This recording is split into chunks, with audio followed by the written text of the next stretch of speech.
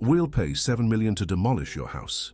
But what the farmer says next shocks everyone. Walter Johnson Miller watched the $7 million check flutter in the hands of the impeccably dressed executive. At 72, his hands, calloused from years of farm work, didn't tremble for even a second as he tore the paper into tiny pieces, leaving everyone present stunned. It was then that Michael Thomas Richards, director of the New Horizon Construction Company, finally understood he wasn't dealing with a confused old man. The farmer had just refused a fortune that would change anyone's life, and he did it with a calmness that unsettled even the seasoned lawyers overseeing the negotiation. "Are you sure about what you're doing?" Michael asked, struggling to keep the frustration from his voice. "That's $7 million, Mr. Walter. You could buy any house anywhere in the United States." Walter adjusted his hat and crossed his arms over his faded blue overalls. His eyes, small but steady, locked onto the executives without wavering. "Son, I already told you this house isn't for sale. Not for $7 million, not for 70. The silence that followed was broken only by the distant growl of yellow excavators already surrounding the neighboring properties. New Horizon needed that small 3-acre plot to complete the largest residential development in the Lexington area of Kentucky.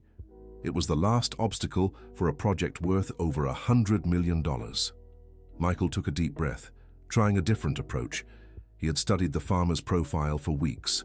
Walter had lived alone for decades in that simple, white-painted wooden house, with just 2 bedrooms and a porch where he often spent his afternoons.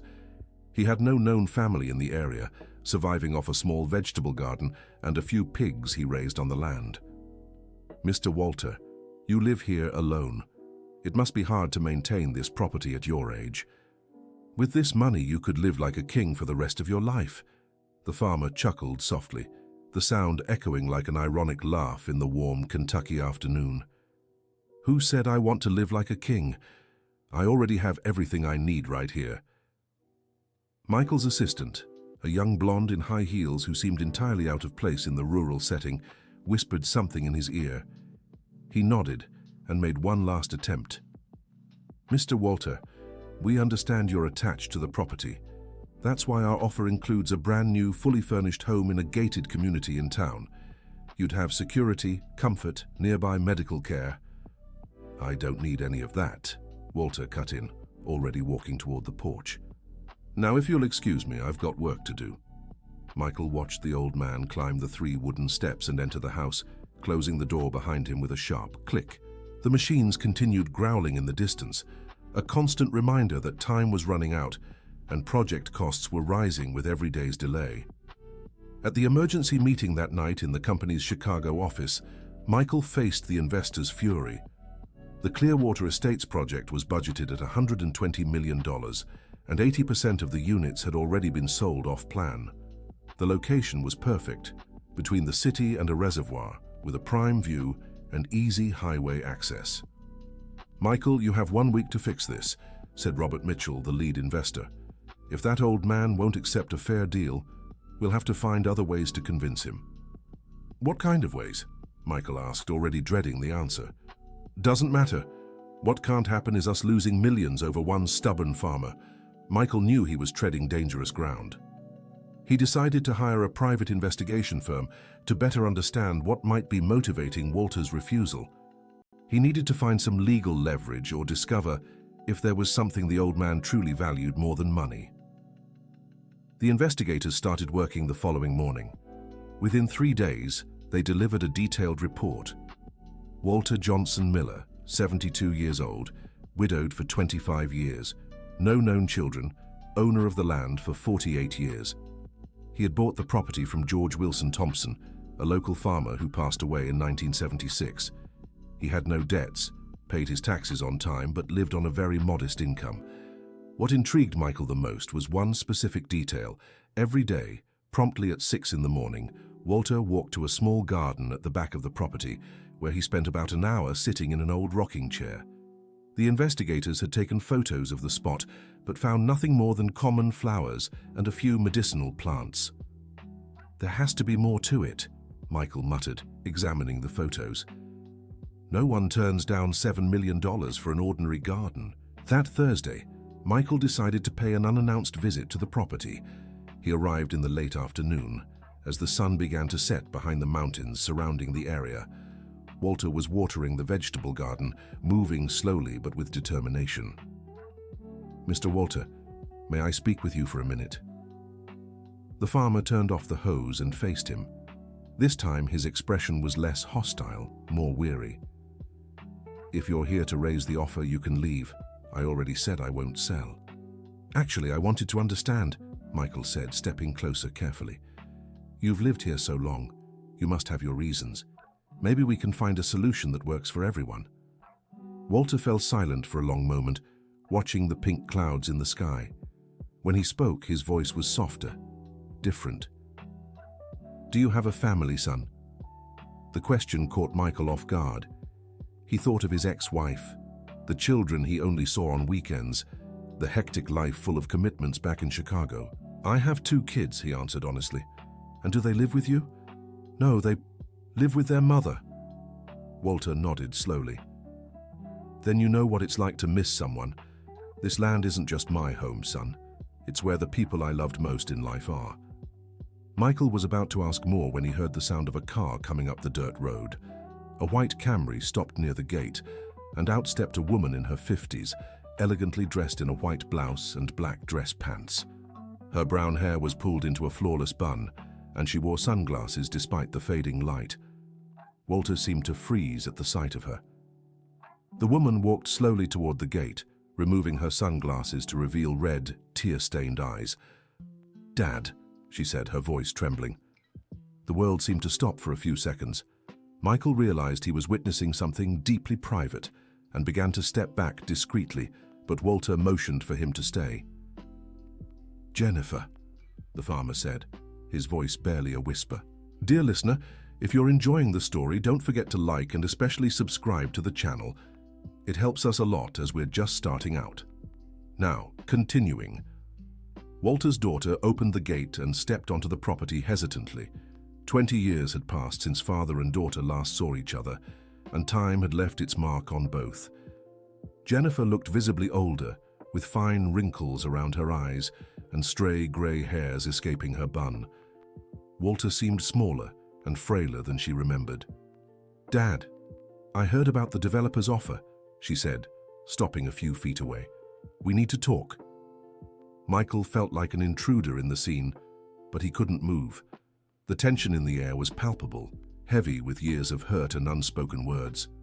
"Are you okay?" asked Walter, completely ignoring the comment about the construction company.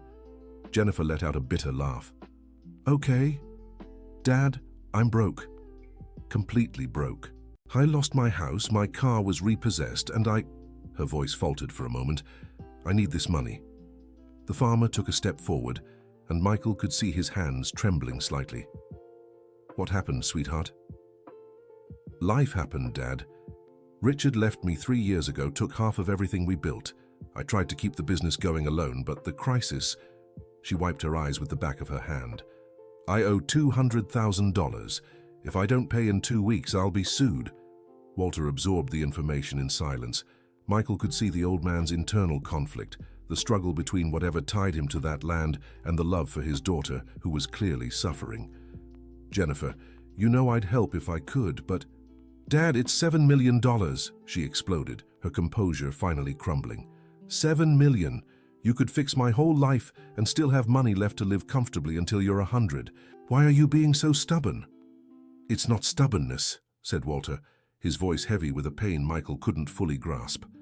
"There are things money can't buy, and there are promises a man can't break." "What promises? To whom?" "Mom's been at peace for 25 years, Dad. She wouldn't care if you sold this old house." The mention of his wife hit Walter like a punch. He staggered slightly and leaned on the gate. "You don't understand," he murmured. "Your mother, she's not just at peace, she's here." Michael realized he'd stumbled into something far more complex than a simple real estate deal. The family dynamics unfolding before him were loaded with secrets and pain, and he began to understand that maybe money really wasn't enough to solve this situation. Jennifer looked around the property as if trying to see what her father was seeing. "Dad, please." I know you miss Mom, but she wouldn't want to see her daughter in misery over an old house. It's not just an old house, said Walter, his voice steadying. And your mother isn't just in my memory. She's literally here. Michael saw Jennifer's eyes widen and realized she too didn't fully grasp what her father meant. Dad, you're confused. Mom was cremated. Her ashes were scattered in the river, remember? We did that together. Walter shook his head slowly. Not all the ashes, sweetheart. Your mother kept some in a locket she never took off her neck. When the time came, she made me promise that locket would be buried here, on this land, and that I'd never leave this place. The silence that followed was profound. Jennifer seemed to be processing information that completely changed her understanding of the situation. Michael felt even more like an intruder, a witness to intimate family revelations. Why didn't you ever tell me this? Asked Jennifer, her anger giving way to confusion. Because you were building your life in the city. I didn't want to tie you to this place with another obligation, another burden. Jennifer walked to one of the old trees in the yard and leaned against the trunk, clearly shaken. But Dad, that was 25 years ago. People change, circumstances change. Mom would understand that sometimes we have to make hard decisions. Not these decisions, said Walter, with a firmness that even surprised Michael. Your mother did far more for this land than you know, and I gave my word. The conversation was interrupted by the sound of another car arriving. This time, it was a black Toyota Camry from which a man around 40 years old stepped out, wearing a navy blue suit and carrying a leather briefcase. His posture and way of moving suggested he was a lawyer. Jennifer, the man called out, approaching the group. A tie. Parker, she replied, sounding relieved. Dad, this is Atty, William Parker, my lawyer. I brought him because we need to discuss this situation more professionally. Walter looked at the lawyer with suspicion but nodded politely. Michael introduced himself as well, sensing the situation was growing even more complicated. Atty Parker opened his briefcase and pulled out some documents. Mr. Walter, I've come to review the legal status of the property. I understand a construction company has made a substantial offer for your land. And I already refused, Walter said bluntly. Yes, but I'd like to explain some legal implications you may not have considered. The company could file for eminent domain under public utility. If that happens, you'd only receive the market value of the property, which would be much lower than the current offer. Michael listened closely. He knew this was a real threat, but he wasn't sure his company could justify the public utility of the project. Furthermore, the lawyer continued, there's the matter of your financial decision-making capacity. A daughter can request a psychological evaluation if she believes her father isn't mentally fit to manage his assets. The threat hung clearly in the air. Walter looked at Jennifer with deep disappointment. Would you really do this to me, daughter?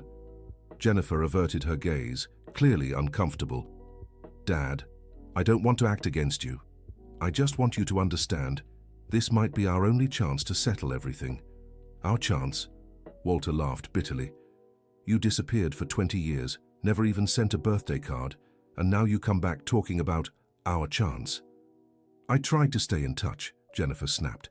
You were the one who never wanted to visit me in the city, never wanted to meet your grandchildren, never showed any interest in my life. Grandchildren. Walter seemed genuinely surprised. The revelation hit like a bomb. Michael watched the farmer's face change, anger giving way to a mix of shock and pain. I have grandchildren. Jennifer realized she had blurted it out abruptly, loaded with emotion. 2. Jason is 17 and Emily is 15. They don't know their grandfather exists. Walter had to lean on the gate again. The news was clearly a devastating blow. Why did you never tell me? Because you made it clear you only cared about this damn land, Jennifer shouted. When I left here at 25, you barely even said goodbye. You told me I was choosing the city over family. Well, now I have a new family, and they need me. Atty Parker tried to intervene, seeing the argument was spiraling out of control. Perhaps we should focus on the practical matter. Mr. Walter, your grandchildren are in a very difficult financial situation. Their education is at risk, and... Enough, Walter said, raising his hand. Enough manipulation? The farmer looked at Jennifer with tired eyes. "Daughter, do you want to know me or do you want my money?" "I want both," she answered honestly. "But right now, I mostly need the money." Walter nodded slowly, as if he had expected that answer. "Then here's what we'll do. Tomorrow morning, you come back here, alone. I'll show you why this land matters so much. If after that you still think I should sell, I'll consider the offer." Jennifer seemed surprised by her father's openness. "Really? Really? But you come alone? No lawyer, no pressure, just you and me like it should have been 20 years ago." A tie. William seemed about to protest, but Jennifer stopped him with a gesture. "All right, Dad. Tomorrow at 9 in the morning, I'll be here." After Jennifer and the attorney left, Michael was alone with Walter. The sun had completely set, and the sky was painted with bright stars. "Mr. Walter, I didn't mean to intrude, but—" "You'll come back tomorrow too," said Walter, surprising Michael. "After I talk to my daughter, I want to talk to you." "With me? You seem like a decent man, and maybe you need to understand the whole story before you keep trying to destroy what I've built here." Michael nodded, realizing he was about to learn much more about that property than he'd expected. That night in his hotel in Lexington, Michael called his boss to update him on the situation. The conversation wasn't pleasant. "Michael, are you telling me we now have a family feud in the middle of this negotiation?" "It's more complicated than that, Robert. The farmer has very strong personal reasons not to sell, and apparently there are legal issues we need to consider." "What kind of legal issues?" Michael hesitated. He didn't want to mention the attorney's threats without being sure of the implications. "I'm still looking into it, but I think we'll need a different approach." "Michael, you have until Friday. If you don't resolve this, I'll have to take more drastic measures." The call ended with a threatening tone that left Michael uneasy. He'd known Robert Mitchell for years and knew the man didn't make empty threats. The next morning, Michael arrived at Walter's property at 8:30. Jennifer was already there, standing near the gate, visibly nervous. She'd swapped her formal clothes for jeans and a simple blouse, as if trying to adapt to the rural setting. Walter appeared on the porch promptly at 9, wearing the same overalls and hat as the day before. He greeted Michael with a nod and turned to his daughter. "Good morning, sweetheart. Ready for our talk?" "Ready," Jennifer replied, though her voice carried more anxiety than confidence. "Then come. Let's go to the garden." Michael watched from a distance as father and daughter walked toward the back of the property. The garden was about 100 yards from the house, sheltered by a few old fruit trees. From there, Michael could only see silhouettes, but their body language suggested an intense conversation. They stayed there for nearly 2 hours. Michael used the time to examine the property more closely, trying to understand what could make it so special. The house was simple but well kept, with a tidy vegetable patch and some animals that seemed well cared for. There was nothing obvious to justify turning down $1 million offer. When Walter and Jennifer returned, Michael noticed they both looked emotionally drained. Jennifer's eyes were red, but her posture was different, less hostile, more thoughtful. "Mr. Michael," Walter called, "now it's your turn." Jennifer said goodbye to her father with a long, tight hug, something that clearly hadn't happened in a long time. "Dad, I need some time to think about what we talked about," she said. "But thank you for showing me everything." After she left, Walter led Michael to the garden. What the executive saw there completely changed his perspective on the whole situation. Dear listener, if you're enjoying the story, take a moment to like and especially subscribe to the channel. It really helps us as we're just starting out. Now continuing. The garden was small but meticulously cared for. Flowers of every color formed neat beds around a single large tree, its roots spreading like protective arms. In the center, under the shade of the leaves, stood an old rocking chair and beside it, a simple white marble headstone. Michael read the inscription, "Susan Thompson Johnson Miller, 1948-1999, mother, wife, and guardian of this land." "Is your wife buried here?" asked Michael, surprised. "Not exactly," replied Walter, sitting in the rocking chair. "Susan's body was cremated, as my daughter said. But the locket she always wore, with a portion of our first child's ashes, is buried here." Michael felt a chill. He hadn't known about the first child. "You lost a child." Walter nodded slowly, his eyes fixed on the headstone. David. He was born premature, lived only 3 days. Susan never fully recovered. She had that special locket made and always carried his ashes around her neck. Said it meant he'd always be with us. The executive began to grasp the emotional complexity of the situation. And when your wife, when she passed, she made me promise to bury the locket on this land. Not in a cemetery, but here, where we built our lives. She said it meant she and David would be protecting the place that gave us everything. Walter stood from the chair and walked to the headstone, running his hand tenderly over the marble. But that's not the whole story, he continued. There's something else my daughter discovered this morning. Michael waited, sensing he was about to hear something even more significant. This land has a history that goes far beyond my family.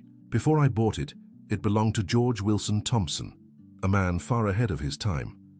In the 1950s and 60s, he used this property to shelter black families fleeing violence and oppression in other regions. The revelation struck Michael like lightning. He began to understand the true scale of what he was trying to destroy. It was like a modern-day sanctuary. Exactly. George never registered it officially. It was too dangerous back then. But he saved dozens of families, gave them land to farm, honest work, education for their children. When he died in 1976, I was the only one who knew the full story. Walter sat back in the chair, which creaked softly under his weight. When Susan and I came here in 1977, we were young and desperate. I'd lost my job in the city, she was pregnant with Jennifer, and we had nowhere to go. George's widow, Mrs. Eleanor, took us in the same way her husband had helped other families in need. And she sold you the land? She didn't sell it. She gave it to us. Said the land should keep serving those who needed it. The only payment she asked for was a promise that we'd continue the legacy of shelter that George had started. Michael felt the weight of responsibility Walter carried.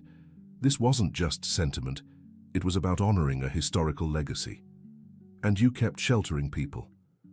For over 20 years. Susan turned this house into a refuge for women escaping domestic violence. Nothing official, nothing documented, but it worked. They'd come, stay as long as they needed to rebuild, then move on. Walter looked at the flowers surrounding the headstone. Some of these were planted by women who stayed here. Each chose a different kind, like leaving their mark. Susan used to say the garden grew alongside their hope. The story was growing more complex, more emotionally layered. Michael realized this wasn't just an old farmer's stubbornness. It was decades of quiet humanitarian work. After your wife passed, did you keep taking people in? I tried, but it wasn't the same. The women trusted Susan more. She had a way about her, knew just what to say. After she was gone, I slowly stopped. But I kept my promise, never abandoned the land. Michael fell silent, absorbing everything.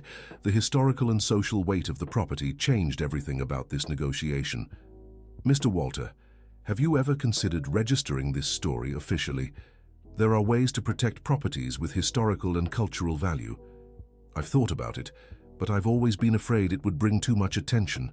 Many of the families who lived here still reside in the area. I didn't want to expose them.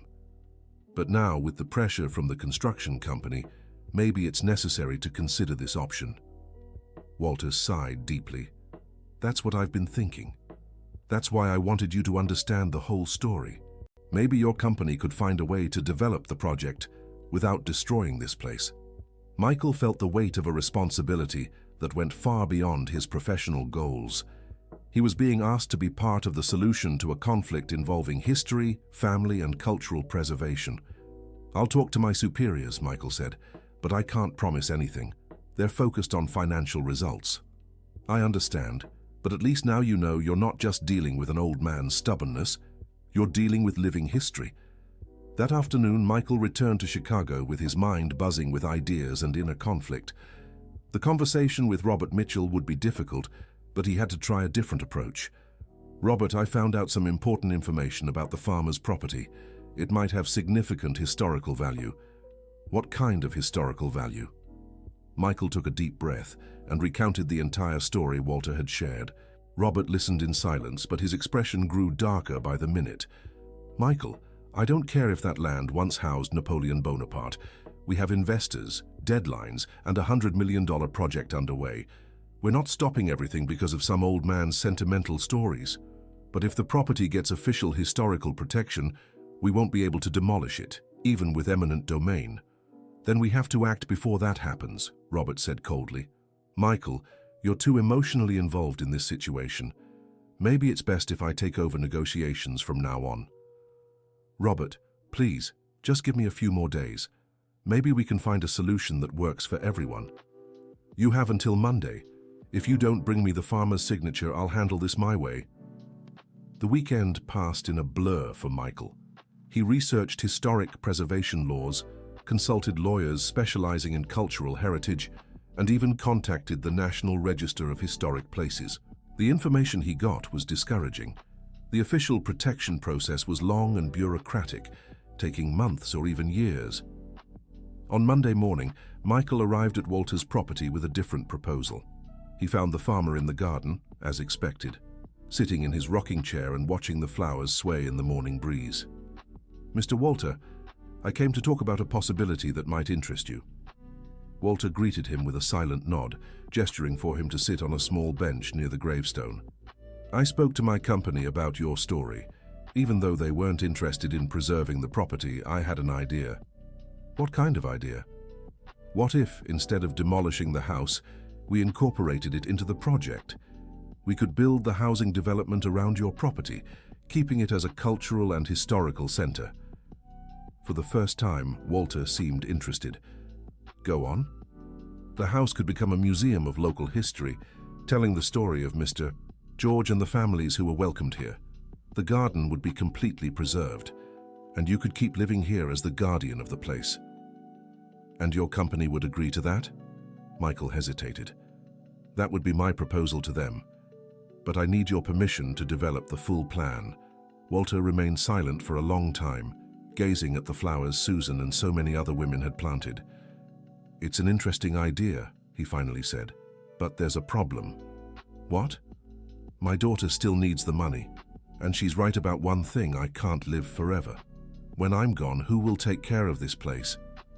It was a practical and painful question. Michael realized the solution needed to address not just historic preservation, but also immediate family needs.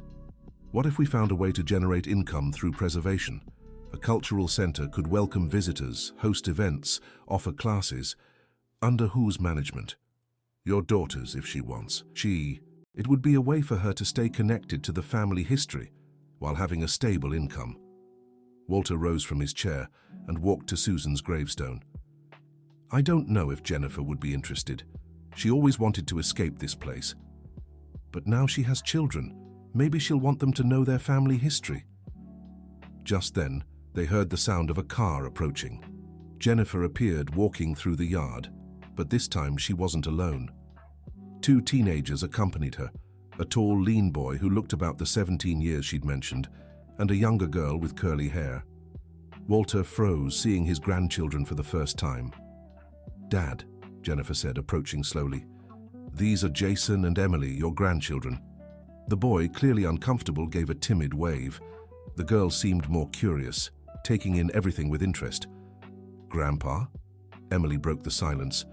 Mom said you have a really cool story to tell. Walter couldn't answer right away. His eyes filled with tears, and he had to steady himself on the rocking chair. You want to hear the story? Jason, seeing his grandfather's emotion, relaxed his defensive posture slightly. Mom said important things happened here. Walter looked at Jennifer with an expression mixing surprise and gratitude. Daughter, why did you bring them here? Because you were right about one thing, Jennifer replied. They need to know their history. Our history. Michael realized he was witnessing a pivotal moment for the entire family. The grandchildren's arrival completely changed the situation's dynamics.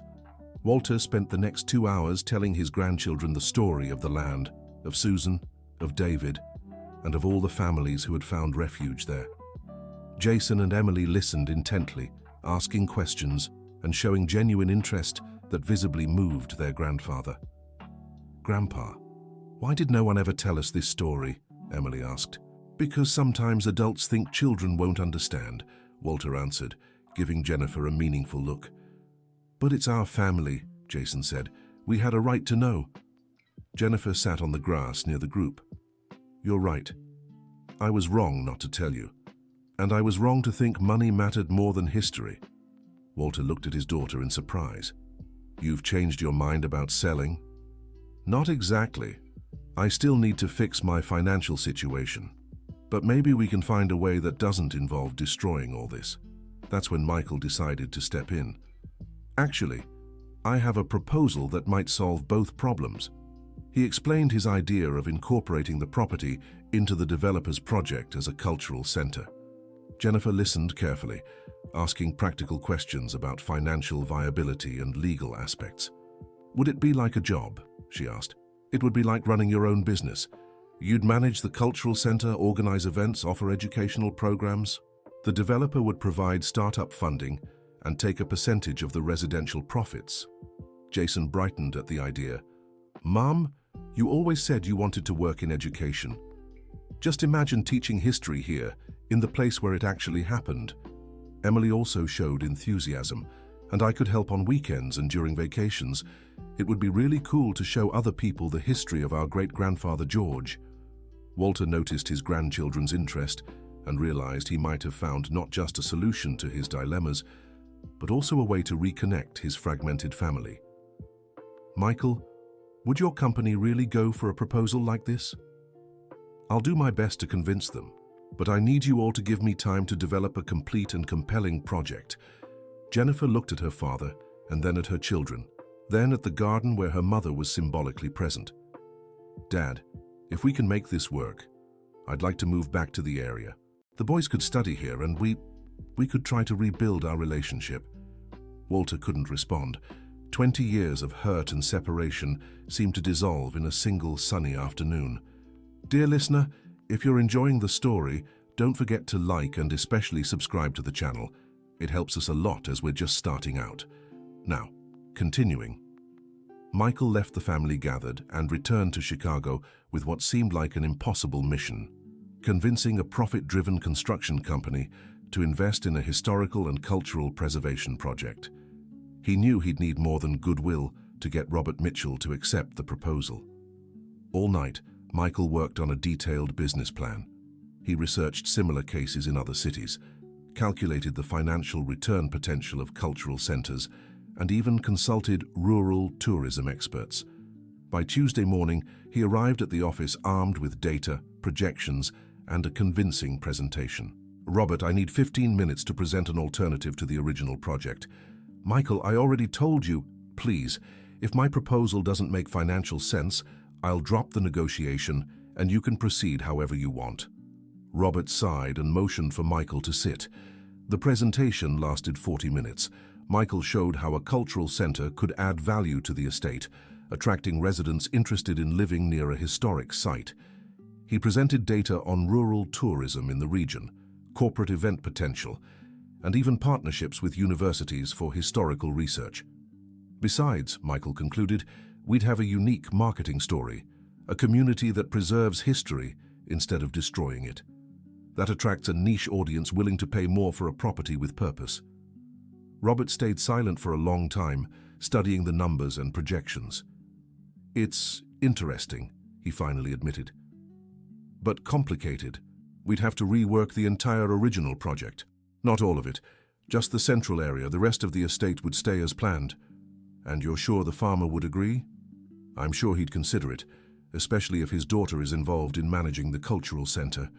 Robert drummed his fingers on the table, clearly weighing the implications. "Michael, this would completely change our timeline. We'd need new permits, architectural revisions, supplier renegotiations.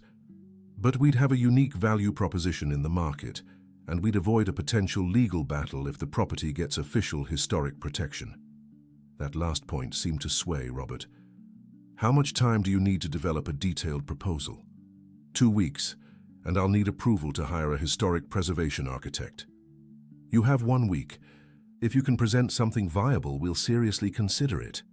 Michael left the meeting with a mix of relief and anxiety. 1 week was too short to develop a full project, but it was the chance he needed. Over the following days, Michael worked intensely with an architect recommended by the local university. Together, they visited Walter's property multiple times, measuring, photographing, and talking with the farmer about his needs and expectations. Jennifer also got actively involved in the planning. She brought ideas about cultural programming, suggested partnerships with local schools, and even began researching the history of other families who had been welcomed on the property over the decades. "Michael, I found something interesting," she said during one of their visits. "I got in touch with 3 families who lived here in the 80s and 90s. They'd like to participate in the project by sharing their stories." "That's perfect," Michael replied. "Personal stories will make the project much more authentic and moving." Walter, in turn, revealed details about the property he hadn't even considered important before. He showed letters Susan had kept from women who had stayed in the house, old photographs from George Wilson Thompson's time, and even some objects left behind by families who had been sheltered there over the years. "My Susan kept everything," Walter explained, opening a wooden box full of memories. "She said every object told a story of resilience and hope." Jason and Emily became enthusiastic assistants for the project. They helped catalogue documents, interviewed older neighbors about the area's history, and even drafted a plan for the future Cultural Center's website. "Grandpa, can we make a mural with photos of all the families who stayed here?" Emily suggested. "What about guided tours told by the residents themselves?" Jason added. Walter watched his grandchildren's involvement with growing emotion. For the first time in decades, that house was full of life, plans, and hope for the future. By the end of the week, Michael had a comprehensive and detailed project in hand. The Cultural Center would fully preserve the original house and garden, but would include a small annex for visitor reception, event space, and administrative offices. The architect had designed the new structures to complement the original building harmoniously, using materials and techniques that respected the site's historical value. The final presentation for Robert was scheduled for Friday afternoon. Michael arrived at the office with models, detailed blueprints, refined financial projections, and even video testimonies from some of the families who had been welcomed on the property. "Robert, I'd like to present the Roots project," Michael said, beginning his presentation with renewed confidence. For an hour, he showed how the Cultural Center could serve as the heart of the community, attracting events, tourists, and giving the development a unique identity. The financial projections showed a positive return in 3 years, considering revenue from visitors, events, educational partnerships, and increased property values. The highlight of the presentation was the video with the family's testimonies. Robert watched in silence as moving stories played of women who had found refuge and new hope on that small rural property. "It's impossible not to be moved by these stories," Robert admitted when the video ended. "But emotion doesn't pay the bills." "That's true," Michael agreed. "But authentic stories sell, and they sell well. Look at the visitor numbers for similar cultural centers in Kentucky. Historical and cultural tourism is steadily growing." Robert studied the financial projections once more. "Michael, this project is risky. We're talking about a significant additional investment, structural changes to the original plan, and entering a market we don't dominate. But we're also talking about total differentiation in the market. No other development in the area can offer this combination of history, culture, and social purpose. What if the Cultural Center doesn't work out? If we don't achieve the projected return? We'll still have a unique development with a one-of-a-kind story for marketing, and will have avoided a potentially costly legal battle." Robert fell silent for several minutes, clearly weighing the pros and cons. "I need to discuss this with the other investors," he said finally. "But I'll recommend we seriously consider your proposal. When can we expect an answer?" "Monday. I'll schedule a meeting with everyone involved in the project to present your proposal." Michael left the meeting exhausted but optimistic. He had done everything within his power. Now it depended on the investor's decision.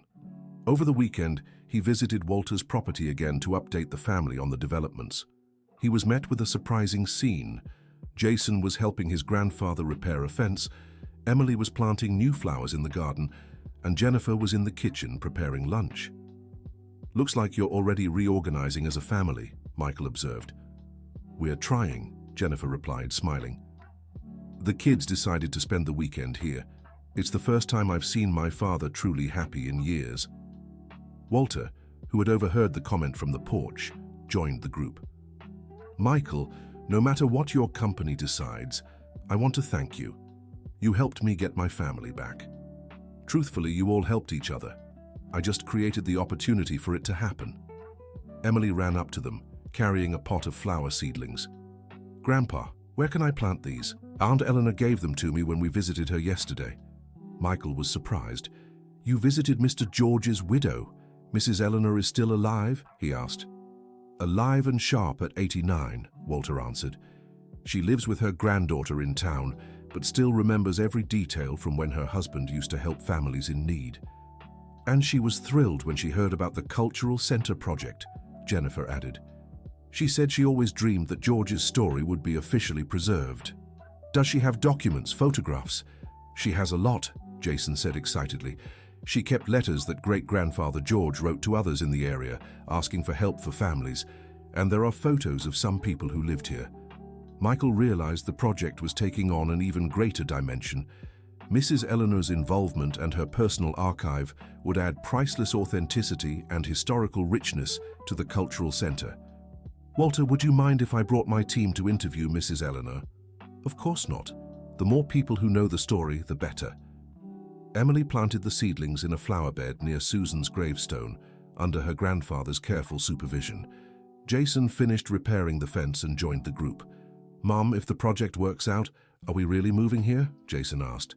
If you want to, Jennifer replied. It would be a big change.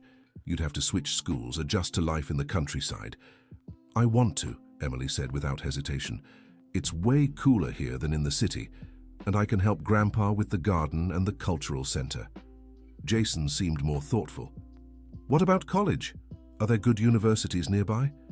There are some in Lexington, and Chicago isn't too far, Walter answered. But you have time to decide. The important thing is that now we have options.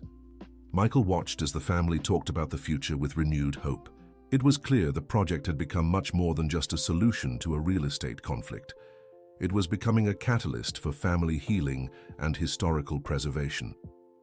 On Monday morning, Michael arrived at the office, nervous but prepared. The meeting with the investors was scheduled for 10 o'clock, and he had spent Sunday refining his presentation. The conference room was full. Besides Robert, 5 key investors of the project were present, along with the original architect of the estate and the marketing director of the construction company. Gentlemen, Robert began, Michael has developed an alternative proposal for the property we couldn't acquire.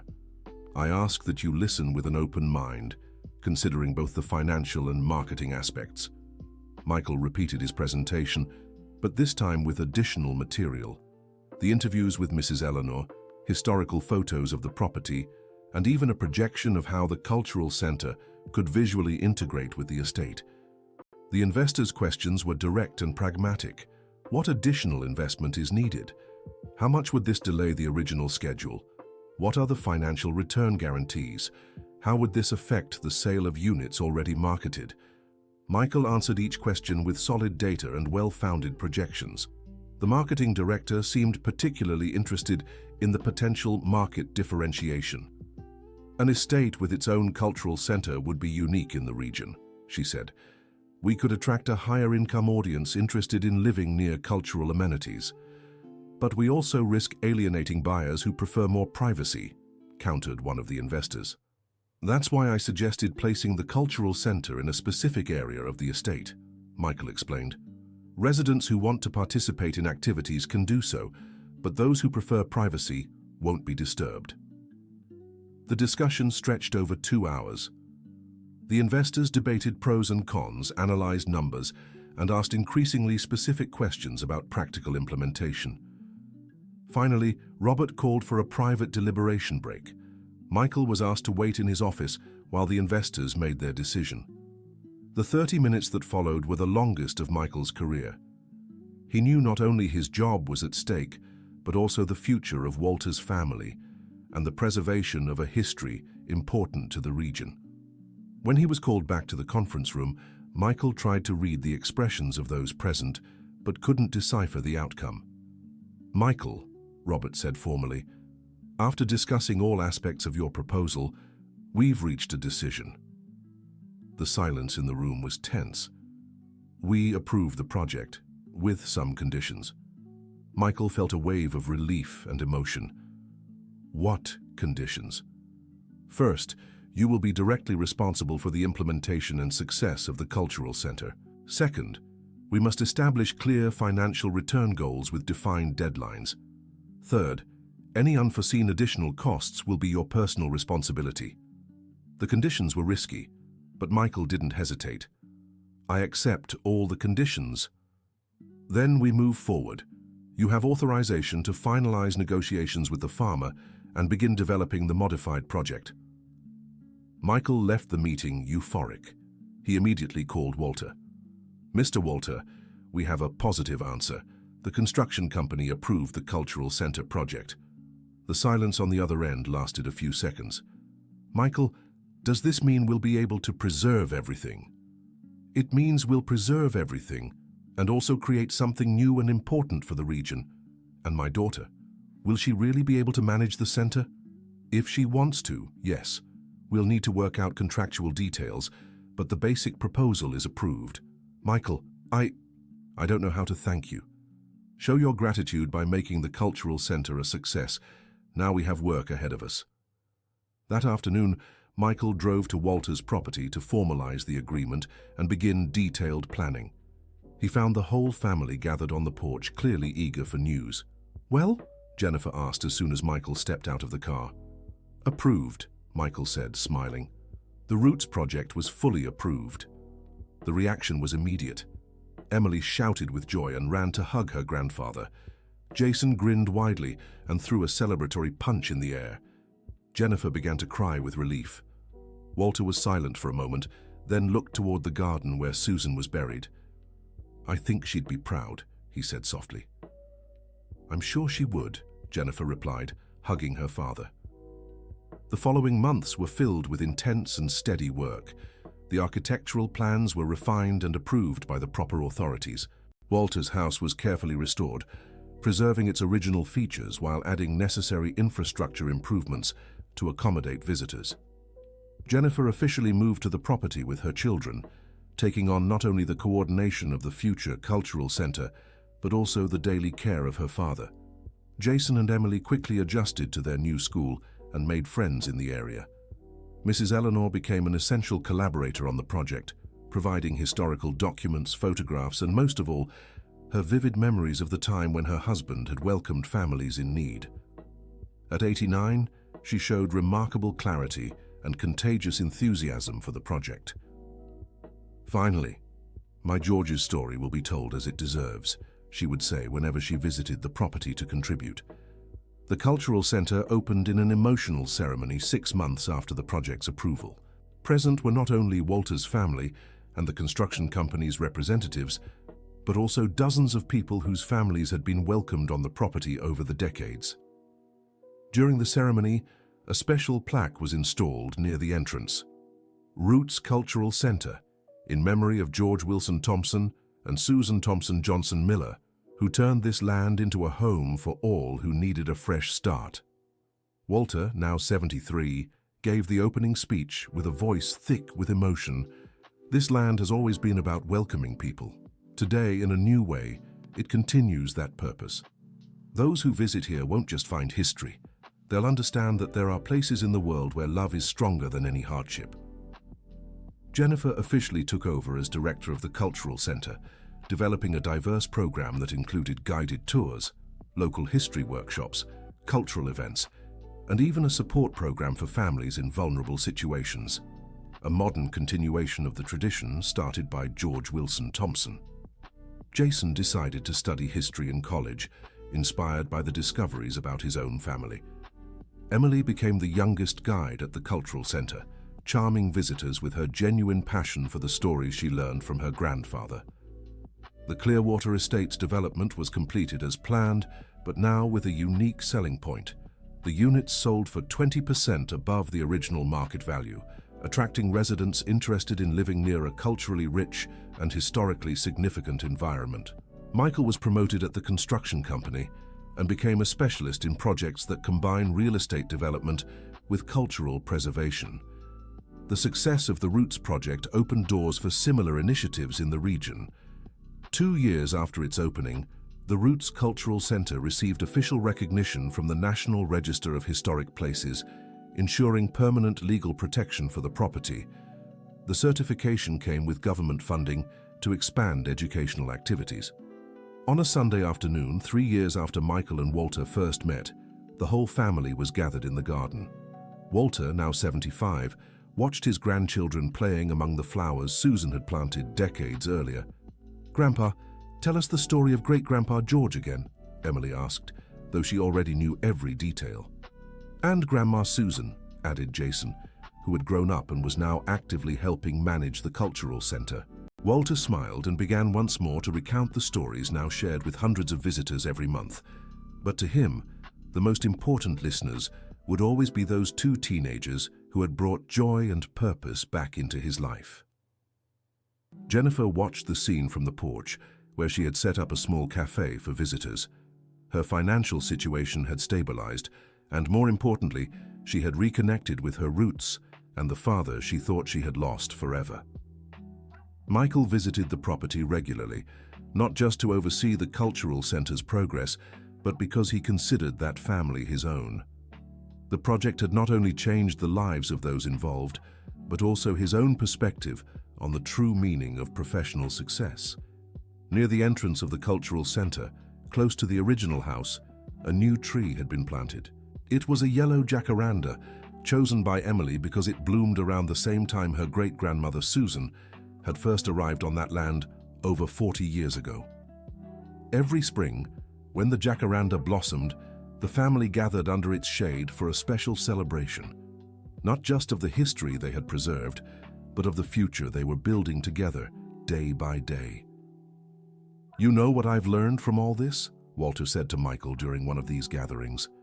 "Sometimes we think we're protecting the past, but we're really building the future." Michael nodded, watching Jason explain the history of the settlement to a group of college students, while Emily showed local schoolchildren how to care for the garden flowers. "And that some things really are priceless," Michael added. Walter smiled, adjusting his hat. "No, some things don't have a price, but they have value, great value." In the garden near Susan's headstone, a new plaque had been placed. Here, more than flowers grow, stories of love, resilience, and hope take root. Every visitor carries a seed of these stories to plant in their own lives. And so, the land George Wilson Thompson had turned into a refuge, Susan Thompson Johnson Miller had made a home for women in need, and Walter Johnson Miller had protected against all odds, continued to fulfill its original purpose, to welcome people and transform lives. The only difference was that now, this transformation happened in an organized, documented way, shared with the world. The Roots Cultural Center became a national example of how historic preservation, economic development, and family healing could go hand in hand. End of story. Now tell us what you thought of this touching tale of resilience and family bonds. Do you believe Walter made the right choice in preserving the family land? Which moment moved your heart the most? Share your thoughts on this 3-generation journey in the comments below. Don't forget to like if the story touched you, and most importantly, subscribe so you won't miss other heartfelt stories about family, tradition, and overcoming adversity. Thank you so much for joining us on this journey.